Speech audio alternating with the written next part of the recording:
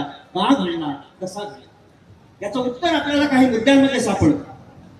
12 वर्षाच्या शिवरायांचं बोट पकडून जिजाई जेव्हा पुण्याला येऊ घातल्या होत्या तेव्हा त्या सरळ पुण्यात आल्या नाही, तर खेडेबोळे नावाच्या एका लहानशा गावात थांबल्या. तिथं त्यांच्यासाठी एक वाडा बांधण्यात आलेला होता. का घडलं हे, का थांबल्या त्या? तर त्याच पुण्यावरती साधारणतः 1930-31च्या काळामध्ये मुरार जगदेवांनी गाढवाचा नांगर चालवलेला होता आणि पुणे जाळून खाक केले होते. जिजाऊ महासाहेबांना सरळ आपल्या मुलाला घेऊन पुण्यात येता आलं असतं, परंतु ते आले नाही. का आले नाही? हे जे काही प्रश्न आहेत, या प्रश्नाची उत्तरं जोपर्यंत कळत नाहीत तोपर्यंत मासाहेबही कळत नाहीत आणि शिवाजी महाराजही कळत नाहीत. आले नाही. शहाजी महाराजांनी त्यांच्यासोबत काही मंत्रिमंडळ दिलेलं होतं, काही अधिकारी दिलेले होते, काही सैनिक दिलेले होते. असं असूनही कर्नाटकातून आलेल्या जिजाऊ मासाहेब थांबल्या कुठं, तर त्या आत्ताच जे खेड शिवापूर आहे त्या ठिकाणी थांबले. लोक हो, हा प्रश्न वारंवार आपण आपल्याला विचारला पाहिजे की एखादा राजा असा अलौकिक 396 आता आपली ही पुण्यतिथी आपण महाराजांची जयंती साजरी करतो आहोत, या काळात तरी या प्रश्नाचं उत्तर असू द्या. तुम्हाला जर छत्रपती शिवाजी महाराजांची कारकीर्द वर्तमान सुधारण्यासाठी वापरायची असेल, त्याला पुलकित करण्यासाठी वापरायची असेल, हे मनुष्यबळ सस्टेन करण्यासाठी, शाश्वत करण्यासाठी वापरायचे असेल, तर हे लहान लहान प्रश्न आता विचारले गेले पाहिजे. तुमच्या आमच्या भ्रमण करण्यासाठी म्हणून महाराजांच्या जन्माच्या तारखेचे ओढ घातले. म्हणजे एकदा मला पुण्यात विचारलं होतं, असं व्याख्यान झालं माझं, आणि माझ्या व्याख्यानानंतर साधारणतः मी थोडासा वेळ प्रश्न उत्तरासाठी देत आहे. प्रश्न उत्तरासाठी दिल्यानंतर त्या एका व्यक्तीने मला विचारलं, तुमचं काय मत आहे महाराजांची पुण्यतिथी जयंती की कोणत्या तारखेला करायला? माझं उत्तर अगदी सरळ होतं की तुम्हाला वाटेल त्या तारखेला करा, पण महाराज जन्मले हे तर करायला. महाराजांनी अलौकिक अशा स्वरूपाचं लोकांसाठी कार्य केले हे तरी करायला.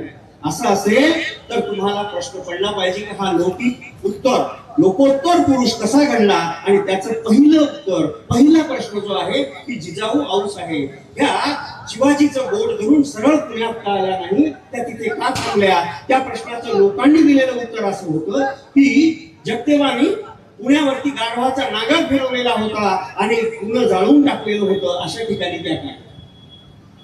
तुम्हाला मी थोडं आधी पाठीमागे घेऊन जातो. हा देश म्हणजे आत्ताचा भारत नाही, आत्ताचा संपूर्ण आशिया हा मातृसत्तेतून आलेला आहे.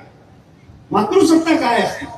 मातृसत्ता ही असते की जिथे स्त्रीच्या हातात सगळ्या सत्ता होत्या. सगळ्या म्हणजे राजसत्ता तर होती, धर्मसत्ता ही स्त्रीच्या हातात होती, समाजसत्ता ही होती, आणि संस्कृती सुद्धा स्त्रीच्या हातात होती. तशी आजही संस्कृती स्त्रियांचीच आहे. पुरुष संस्कृतीने निर्माण करणारे नाहीत आणि संस्कृतीमध्ये ते वागतही नाहीत. पण ज्या मातृसत्तेतून ही संस्कृती आलेली होती, त्या मातृसत्तेचा पुन्हा एकदा स्थापना जिजाऊ साहेबांनी केली. म्हणून पुण्यामध्ये त्या कशाने येता त्यांनी बुद्ध काळातील वप्पा मंगल जो आहे तो पुण्यामध्ये पहिल्यांदा घडवला. काय होता हा वप्पा मंगल? मराठ्यांच्या संस्कृतीमध्ये काय स्थान आहे या वप्पा मंगलाचं हे आधी आपल्याला समजून घ्यावं लागेल. वप्पा मंगल म्हणजे काय? तर एखादी बर्डाळ जमान असेल, मातृसत्तेच्या मालकीची जमीन असेल, त्या जमिनीमध्ये जर पेरणी करून ती जमीन सुपीक बनवायची असेल, त्याच्यातून अन्नधान्य पुन्हा उगवायचं असेल, आणि रयतेसाठी म्हणून ज्या ज्या काही सृजनशील गोष्टी करायच्या असतील तर त्यासाठी हा वप्पा मंगल विधी करण्यात येईल. तथागतांच्या वडिलांनी राजा सुधोधनाने तो वप्पा मंगल केला होता. त्याची रीत काय होती? तर रीत अशी होती की सोन्याचा नांगर, सोन्याचा फाळ लावायचा नांगराला, त्या नांगराने ती जमीन नांगरायची, सुपीक बनवायची, आणि त्या प्रदेशातलं महत्वाचं धान्य त्या जमिनीत पहिल्यांदा पेरायचं. ते उगवलेलं धान्य असायचं, ते मातृसत्तेने विकसित केलेले धान्य रयतेत वाटून टाकायचं, समप्रमाणात वाटायचं.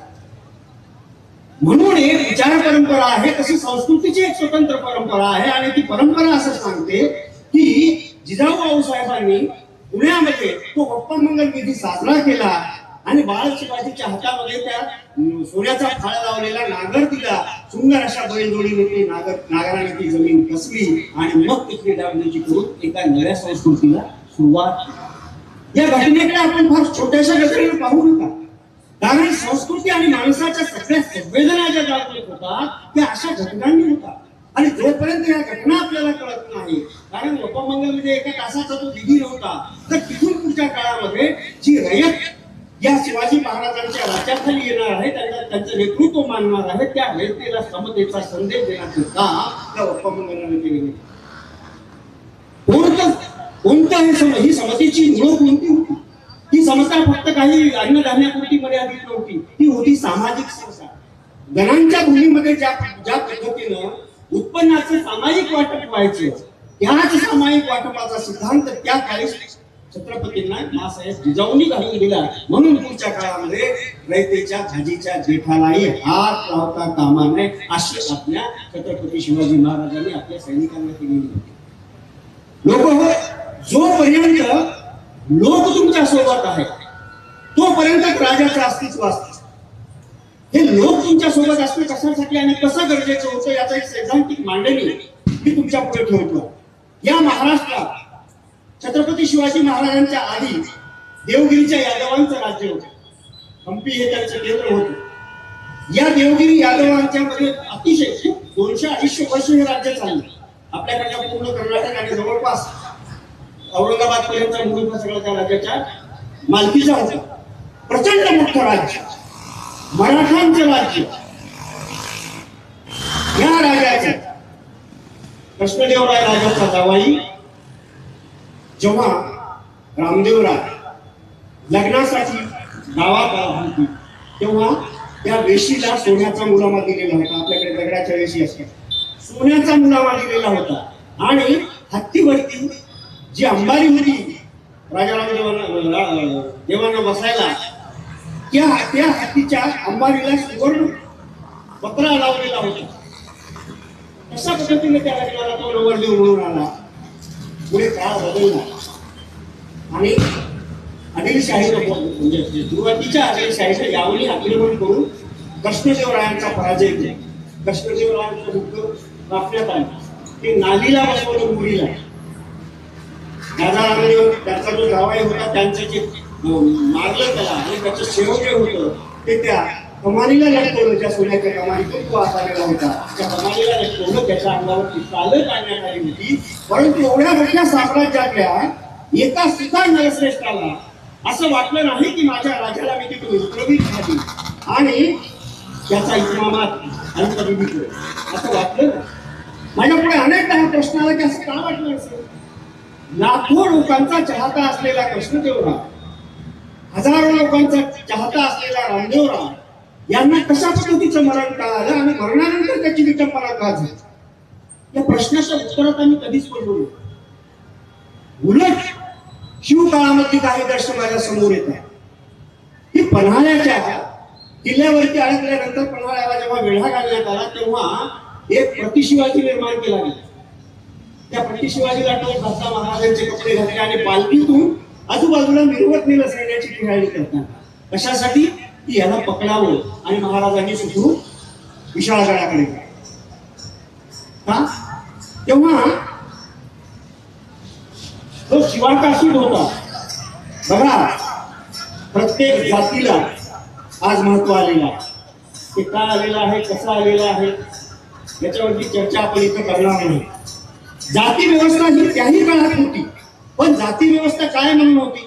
आम्ही ज्याला मराठा समजतो, राजाचे मराठ्यांच्या सामाजिक सांस्कृतिक इतिहासाच्या खंडांमध्ये तुम्ही पहा की साळीमाळी, पोष्टी, कोळी, देवी, तांबोळी जे म्हणून मराठीचा वंश आहे आणि जे म्हणून छत्रपती शिवाजी महाराजांना मराठा म्हणून अपेक्षित होत्या त्या सगळ्या जातीतल्या एका नावी जातीचा हा शिवाकाशी.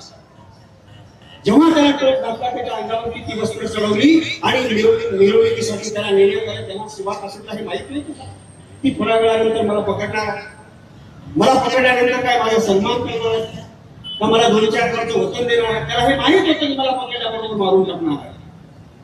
तरीही शिवाकाशी मरण्यासाठी तयार का झाला? तो यासाठी झाला की मी गेलो तर चालेल, पण माझ्या राजाला जराही क्षती पोहोचली नाही, त्याला हानी नाही झाली पाहिजे. एकीकडे हे दृश्य उभं राहतं आणि दुसरीकडे आपल्या यादव कुळातील दृश्य उभं राहतं. का यादवांच्या लोकांना कसं वाटलं नाही? कारण यादवाच्या राज्यातील सगळे लोक हे गांजून गेले. कशाने गांजून गेले होते? एकीकडून यावनी आक्रमणांचा त्रास, दुसरीकडून राजा कृष्णदेवरायांच्या पदरी असलेला हेमाद्री पंडित नावाचा एक पंतप्रधान, या पंतप्रधानाने काय केलेलं होतं, चातुर्वर्ण चिंतामणी नावाचा एक ग्रंथ लिहिलेला होता. या चातुर्वर्ण चिंतामणीला त्या काळामध्ये घटना मानलं जायचं, तस्तितीशर घटना म्हणून त्याला मान्यता होती. आणि त्याच्यात असं लिहिलं होतं की 250 व्रतवैकल्य आहे, प्रत्येक माणसानं एक तरी व्रतवैकल्य किमान घरी केलं पाहिजे आणि त्याच्या मोबदल्यात दान दक्षिणा देऊन पुण्याची प्राप्ती केली पाहिजे. शेतावर काम करणारी माणसं, रोजमजुरी करणारी माणसं, गुराढोरांच्या मागे जाऊन स्वतःचा उदरनिर्वाह करण्यासाठी झटणारी माणसं, या माणसांना हा सगळा त्रास होता. अधिभौतिक सुखाच्या मागे त्या काळात कोणी फारसं लागत नव्हतं, कारण त्या काळातली माणसं फार प्रचंड शिकलेली होती. काय शिकलेली होती? समाज आणि मूल्य शिकलेली होती. त्यांच्याकडे पदव्या नव्हत्या, शाळेत सुद्धा गेली नव्हती, पण त्यांना हे माहित होतं की जिवंत आहोत तोपर्यंत आपलं विश्व आहे. कारण त्यांचं तत्वज्ञान हे सांख्याचं तत्वज्ञान होतं की ज्याचा वापर छत्रपती शिवाजी महाराजांच्या बालपणात मासाहेब जिजाऊंनी शिकवला होता. की जर तुमच्याकडे 4 पैसे असतील तर तुम्ही खा प्या मजा करा, तुमच्या लेकराबाळांच्या तोंडात अन्नाचा घास खाऊ द्या आणि माणसं समर्पित करा.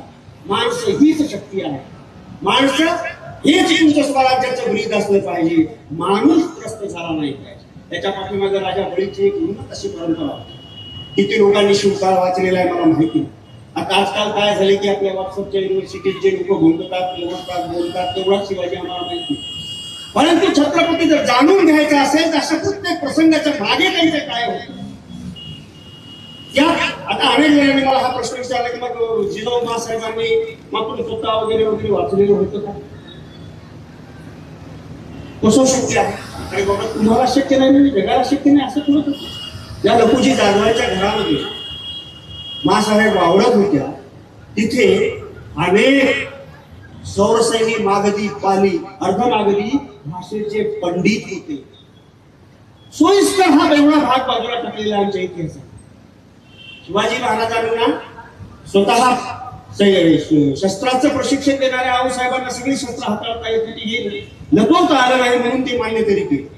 पण जिजाऊ माणसाहेबांना बालपणापासून या भारत देशातल्या महत्तम दर्शनांचा म्हणजे तत्वज्ञानाचा अभ्यास होता. ही बाबच लपवली, कारण ती जर उघड केली असती तर 16व्या शतकात या महाराष्ट्रातल्या मायमावल्यांना शिक्षण कशासाठी पाहिजे आणि ते कसं मिळवावं याचा धडा मिळाला. असं घडू दिल्या गेलं नाही, हे खूप पुरस्कार घडू दिला. हे सगळे संदर्भ पाहत असताना मग राजाराम देवाच्या पदरी असलेल्या हेमाद्री पंडितांच्या चातुर्वर्ण चिंतामणीला लोक आपलंसं कसं मानतील. मला माझी मिळकतच 2 रुपये आहे आणि त्यातला 1.5 रुपये तुम्ही दान धर्मामध्ये खर्च करा असं म्हणता, याचा विरोध पंतप्रधानाला होत नाही, तो राजाला होत. वर्तमानानं हे शिकलं पाहिजे, वर्तमानानं हे लक्षात घेतलं पाहिजे की ज्यांना राज्य करायचं आहे त्यांनी हे समजून घेतलं पाहिजे की लोक तुमच्या बाजूने असले पाहिजे. लोक तुमच्यासाठी एक साधं उदाहरण म्हणजे महाराजांच्या शब्दात सांगायचं झालं, औरंगजेबाने जेव्हा कर लावला जिजिया कर, तो फक्त हिंदूंवरती लावलेला. आजच्या परिप्रेक्षाची फार महत्वाची गोष्ट, हिंदूंवरती कर लावलेला होता. हिंदूंवरती म्हणजे महाराष्ट्रात काय नाही, औरंगजेबाचं राज्य जिथं होतं त्या सगळ्या महान राज्यामध्ये सगळ्या हिंदूंना तो कर होता. एकाही हिंदूंच्या समर्थकांनी, राजांनी, पुढाऱ्यांनी औरंगजेबाला काही बोलले नाही, प्रश्न विचारला नाही, पत्र दिलं नाही, काहीच. फक्त एकच माणूस होता, छत्रपती शिवाजी महाराज, की ज्यांनी एक पत्र लिहिलं. त्या पत्रात त्यांनी लिहिलं होतं, औरंगजेबाला लिहिलेलं की काय तुम्ही कुराण मानता का? काय तुम्ही कुराण मानता का? जर कुराण मानत असाल तर कुराणात असं स्पष्ट लिहिलेलं आहे की ही सृष्टी चराचर हे सगळं अल्लाहचं आहे. मग अल्लाहने काही भेदभाव केलेत का? आणि जर केले नसतील तर हिंदूंना कर आणि मुसलमानांना कर नाही, हे घडतेच कसं? हे घडतेच कसं? बघा, एकीकडे शत्रू आहे तरीही तमाम आज हिंदुत्वाच्या नावानं बाह्यास ज्यांच्या स्फुरण पावतात त्या सगळ्यांनी ही गोष्ट लक्षात ठेवली पाहिजे की महाराज म्हणतायत की हिंदू आणि मुसलमान असे 2 वेगळे आहेत का? आणि जर नसतील तर जिजिया कर फक्त हिंदूंनाच का? आणि पुढचे एक वाक्य आहे, तुमचे फार सुंदर वाक्य आहे महाराजांचं. जर असं असेल तर एक लक्षात ठेवा,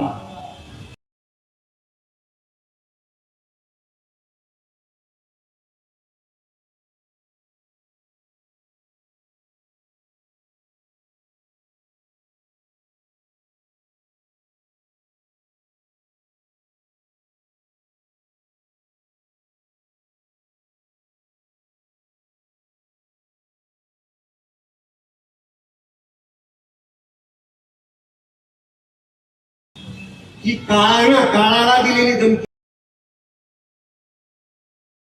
ते पुस्तक आज्ञापत्रांचं याच्या परिशिष्टामध्ये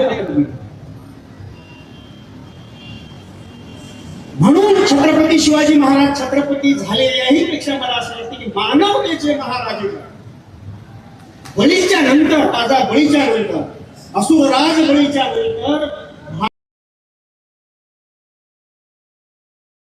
भारतामध्ये जर कोणी मोठा लोकांचा राजा असेल तर ते म्हणजे छत्रपती शिवाजी. ते कालातीत आहे, त्या काळातही होते, आजही आहे, आजही त्यांची गरज आहे. तुम्हाला असं वाटतं की जी राजसत्ता जनतेला त्रस्त करते, त्या त्रस्त झालेल्या जनतेने एकदा छत्रपती शिवाजी महाराज वाचावा, तुमच्यात ऐक्य तयार होईल, तुमच्यामध्ये समता, बंधुता, ह्या सगळ्या आपल्या घटनेच्या नियमांमध्ये दिलेली मानवी मूल्य एकत्र येतील आणि एक सम्यक लढा उभा करून कितीही मोठी सत्ता असेल ती सत्ता आपण नतमस्तक करायला भाग पाडू शकतो. याची कारण तुमच्यातल्या प्रेरणा नष्ट झालेली आहे. प्रेरणा जेव्हा दिसतात आणि माणसं छटाक स्वार्थासाठी सर्वस्व द्यायला तयार होतात तेव्हा ती माणसं नेतृत्वहीन झालेली असतात. दुर्दैवाने माझा महाराष्ट्र नेतृत्वहीन होतो आहे. कोणी एक नेतृत्व राहिलेलं नाही. कोणी संघ्या उठतो आणि मुसलमानाच्या विरोधात बोललं की आपण हिंदू आहोत हे सांगतो. श्रीरामाचं नाव घेतलं की सर्वोच्च हिंदू. ही कोणती समीकरण आहे? कोणती समीकरण आहे? देण्यासाठी छत्रपती शिवाजी महाराज पाहिजे. मुस्लिमांच्या आता काल परवा टिपू सुलतानाचं उदाहरण आहे. मला ते काही गोष्टी सांगितल्याच पाहिजे. शृंगेरीचा जो मठ आहे आज शृंगेरीच्या मठाचं विध्वंस कोणी केला होता? तो पेशव्यांनी केलेला होता. लिहून घ्या, विसरलो तुम्ही. विचारा मला कोणाला मिळत असेल तर शृंगेरीच्या मठाचा विध्वंस पेशव्याने केला आणि तो मठ पुन्हा बांधून दिला टिपू सुलतानाने. ज्याच्या हृदयात देश असतो, ज्याच्या हृदयात देशभक्ती असते, ज्याच्या श्वासात भयत असते, ते छत्रपती शिवाजी महाराज यांच्या प्रेरणेचा एक छोटासा झरा टिपू सुलतानांपर्यंत वाहत आलेला आहे. हे कागदोपत्री सुद्धा सिद्ध आहे. आणि म्हणून पुण्याची जहागिरी स्वीकारल्यानंतर छत्रपती शिवाजी महाराजांनी नेमके केलं एकच गोष्ट केली की सगळी रयत ही एक आहे. सगळी रयत एक. सगळी रयत म्हणजे कोण? सगळ्या जाती जमाती, कामामुळे वाटल्या गेलेल्या जाती जमाती असतील किंवा सत्तेने लोलूप झालेले पाटील देशमुख असतील, या सगळ्यांना एकत्र आणायचं काम छत्रपती शिवाजी महाराजांनी अगदी 13व्या वर्षी. इतिहास आपली भारतामध्ये इतिहासाने सगळीकडे फार सत्यानाश करून टाकलेला. भारताचा खरा इतिहास शोधायचा पण गुरुदेव रवींद्रनाथ टागोरांचं एक पुस्तक आहे, इंग्रजीमध्ये फार सुंदर पुस्तक आहे, माय इंडिया नावाचं पुस्तक. छोटंच आहे. त्या पुस्तकाच्या प्रस्तावनेमध्ये त्यांनी लिहिलेलं आहे की भारताचा इतिहासाचा शोध मी घेण्यासाठी फार प्रयत्नशील होतो. मी भारतभर फिरलो आणि मला महाराष्ट्रात तो इतिहास सापडला, तो शिवकाळ छत्रपती शिवाजींच्या रूपात. गुरुदेव रवींद्रनाथ टागोर लिहितात आणि आम्ही आमचे एक अभद्र तोंड घेऊन जगामध्ये आमचा इतिहास शोधायला जातो. आमची रूट्स ऑफ मराठास हे पुस्तक आहे, वाचा तुम्ही, फार गमती जमती. कुठे शोधायला जातो की कुठून तरी पश्चिमेकडून काही लोक इथं भारतात आले आणि त्यांनी भारताला सुजलाम सुफलाम करण्यासाठी अतोनात प्रयत्न केले. त्यातून आमची संस्कृती घडायला काय ते चिंध्या एकत्र करून केलेलं बाहुलं असतं का? संस्कृती ही माणसाच्या जीवन प्रवाहाचा एक अभिन्न असा प्रवाह असतो. जो प्रवाह राजा बळीपासून सुरू झाला, तिजल्यानंतर छत्रपती शिवाजी महाराजांपासून सुरू झाला, तो वर्तमानापर्यंत. संस्कृती हाच धर्माचा खरा असा असतो. ज्यांना स्वतःचा धर्म शोधायचा असेल त्यांनी त्या संस्कृतीमध्ये पाहायला लागतं. म्हणून छत्रपती शिवाजी महाराजांनी इथल्या स्वराज्याला हिंदवी स्वराज्य असं नाव. हिंदवी स्वराज्य लक्षात घ्या. का काय होतं तर इथं हिंदूंची पाळंमुळं पडलेली होती. का होती ती हिंदू संस्कृती की जी सिंधू मधून उगम पावलेली होती आणि तिच्यामध्ये समतेचं तत्वज्ञान मांडलेलं होतं. याचं पुनःप्रगटन करण्यासाठी छत्रपती शिवाजी महाराजांना सगळं मांडलं. आज माझ्यापुढे अनेक प्रश्न आहेत. महाराष्ट्रापुढे प्रश्न आहे, देशापुढे प्रश्न आहे. जेव्हा असे अनेक प्रश्न निर्माण होत असतात तेव्हा त्या प्रश्नाच्या सोडवणुकीसाठी त्या प्रश्नातून बाहेर निघण्यासाठी एका निश्चित तत्वज्ञानाची गरज असते. काय गरज असते हे तत्वज्ञान? तत्वज्ञान हे पुस्तकात अजिबात नसतं, कधीच पुस्तकात नसतं. तत्वज्ञान लोकांच्या जीवन व्यवहारात असतं. जीवन व्यवहार जर चुकीचे होऊ लागले तर तुमच्या तत्वज्ञानाला छेद दिलेला असतो, छेद दिल्या जाण्याचा प्रयत्न असतो आणि त्याच्यासाठी मग अनेक किलबिश तुमच्या अवतीभोवती केलेली असते. ती राजसत्ताही करत असते, समाजसत्ताही करत असते, प्रसाराची माध्यमं करत असतात आणि ही किलबिश निर्माण करण्यासाठी म्हणून जी राजसत्ता झटक असते तिला लोक संपवायची असतात. डिस्ट्रक्शन थेरी ही जी थेरी आहे ही थेरी वापरली जाते की माणसात माणूस ठेवायचा नाही, एकमेकांच्या विरोधात ते कसे जातील त्याच्यासाठी मग काय काय पेरावं लागणार. मग ती आमिष सत्तेची असतील, कुणाला पैशाची आमिष दिलेली असतील, कुणाला आणखी कशाची दिलेली असतील किंवा कुणाची सोय एखाद्या बेटावर नेऊन तो इप्स्टिंग करत असतात. जगाकडे असे जेव्हा वेगवेगळ्या लहान मोठ्या गोष्टींनी माणसं विभक्त करायची असतात तेव्हा त्याची प्रतिक्रांती म्हणजे वाईटाची प्रतिक्रांती म्हणून तत्वज्ञानाचं स्वरूप जनमानसात रुजत असतं. छत्रपती शिवाजी महाराजांनी तो अभ्यास 14 ते 18 या 4 वर्षात केला. 4 वर्षात तो अभ्यास केलेला आहे आणि त्याच्यामुळे मग स्वराज्याच्या पुढच्या सगळ्या ज्या सुखर गोष्टी झाल्या, माणसं मरायला तयार झाली. आता त्या आग्र्याच्या वेढ्यामध्ये सुद्धा तीच घटना घडली. हिरोजी फर्जंद आणि दुसरा कोण मदारी लेकर. लक्षात घ्या, हिरोजी फर्जंद हा हिंदू, मदारी लेकर हा मुसलमान. जेव्हा महाराजांना कळून जायचं, वेळा कळून जायचं तेव्हा काय आखणी केली की या दोघांपैकी हिरोजी फर्जंद महाराज व्हायचे आणि मदारी लेकरनं त्याचा नौकर व्हायचे. महाराजांचा तोट डोक्यात घातला, अंगात कपडे घातले. काय वाटलं असेल हिरोजी फर्जंद? लक्षात ठेवा, सायकॉलॉजी मानसिक अभ्यास त्याचा तुम्ही करा. काय वाटलं असेल? तो पुलकित झाला, तो आनंदी झाला. त्याला माहित होतं की महाराज गेल्यानंतर थोड्याच वेळा आम्ही पकडले जाऊ आणि पकडले गेल्यानंतर आमचा शिरच्छेद होणार. म्हणून मदारी नंतर हाताचे पाय दाबत बसला. महाराज निघून गेले आणि कोणीही पकडले.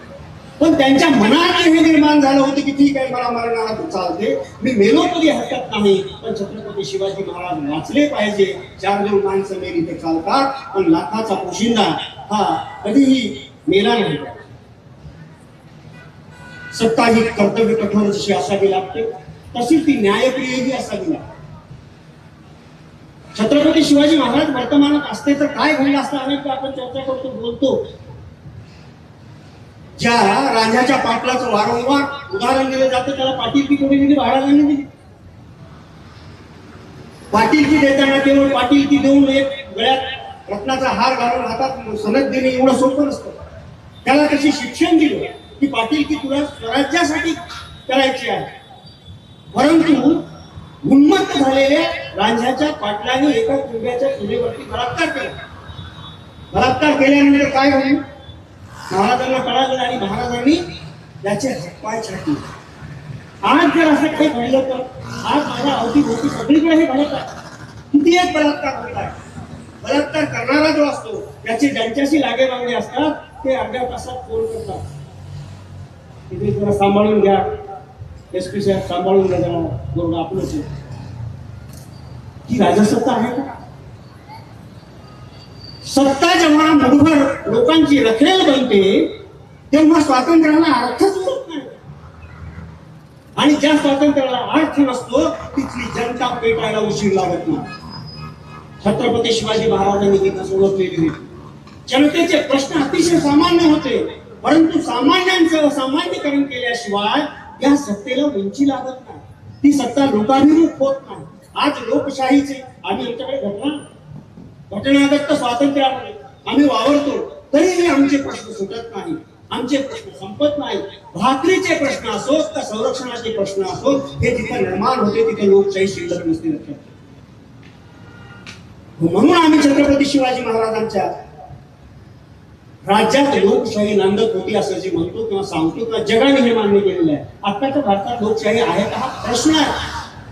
कारण सांगता येत नाही कोणाला केव्हा अटक होईल, ती कशामुळे होईल, तिची दृश्य कारणं कोणती असतील आणि अदृश्य कारणं कोणती असतील, या सगळ्या गोष्टींचा उहापोह करणं म्हणजे छत्रपती शिवाजी महाराजांचं शिवशासन अनुभव. हे शिवशासन वर्तमानात आपल्याला जर आणायचं असेल, त्याचा जर आपल्याला शोध घ्यायचा असेल, त्याची जर पुनर्मांडणी करायची असेल, तर आपल्याला छत्रपती शिवाजी महाराजांच्या जीवनातल्या घडलेल्या प्रत्येक घटनेच्या पाठीमागची सायकॉलॉजी काय होती, महाराजांचं मानसशास्त्र काय होतं, जिजाऊची सांस्कृतिक भूमिका काय होती, आणि या दोन्हीच्या पलीकडे जाऊन सामाजिक स्थितीला कशा पद्धतीने हाताळायचंय. माझं असं मत आहे की तेव्हा जे कार्याचं वर्गीकरण करून दिले होते, ज्या ज्या अधिकाऱ्याला जे कार्य दिलेलं होतं, आजही तसं कार्य प्रत्येक अधिकाऱ्याला असते, त्याचे अधिकार असतात. इथे माननीय राहुलजी बसलेले आहेत, जिल्ह्याच्या कारभाराचा अधिकार त्यांच्याकडे असतो, त्यांना ते सगळे अधिकार आहेत. म्हणजे सरकार जितकं जबाबदार असते तितकंच प्रशासन सुद्धा जबाबदार असते लोकांच्या प्रश्नाशी हितगुज करण्यासाठी आणि ते सोडवण्यासाठी. परंतु भारतात अलीकडच्या काळात ते होताना दिसत नाही.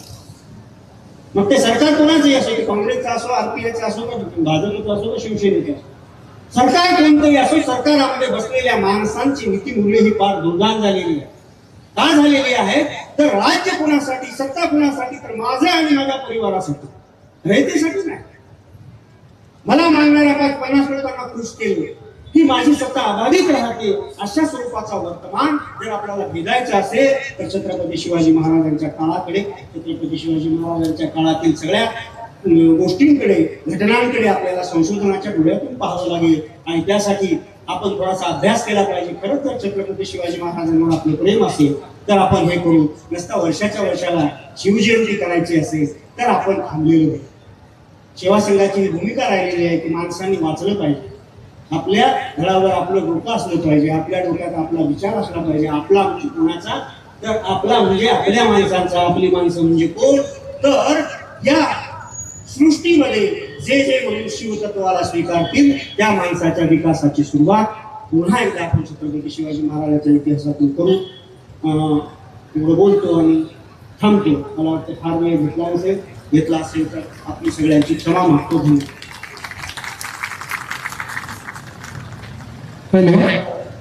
धन्यवाद सर. यानंतर नांदेड जिल्ह्याचे कर्तव्यदक्ष जिल्हाधिकारी ज्यांनी या 396व्या शिवजयंती निमित्त सांस्कृतिक कार्यसंचालनालय महाराष्ट्र शासन व जिल्हाधिकारी कार्यालय नांदेड यांच्या वतीनं 2 दिवसाची शिवजयंती साजरी केली, त्याबद्दल साहेबांचे तमाम मराठा सेवा संघ, जिजाऊ ब्रिगेड, संभाजी ब्रिगेड यांच्या वतीनं खूप खूप आभार. त्या शिवजयंतीमध्ये वेगवेगळ्या लोककला असतील आणि शाहिरी जलसा असेल आणि वेगवेगळे माझं सुद्धा कीर्तन त्याच्यामध्ये झालेलं आहे, त्याबद्दल साहेबांचे खूप खूप आभार मानतो. साहेबांनी हा पायंडा नेहमीच नांदेडकर पुढं चालू ठेवतील असा विश्वास देतो आणि येणाऱ्या काळामध्ये सुद्धा असेच कार्यक्रम आपल्या माध्यमातून हवेत ही इच्छा संबंध मराठा सेवा संघाच्या वतीनं मी करतोय. आणि यानंतर मी आदरणीय साहेबांना विनंती करतोय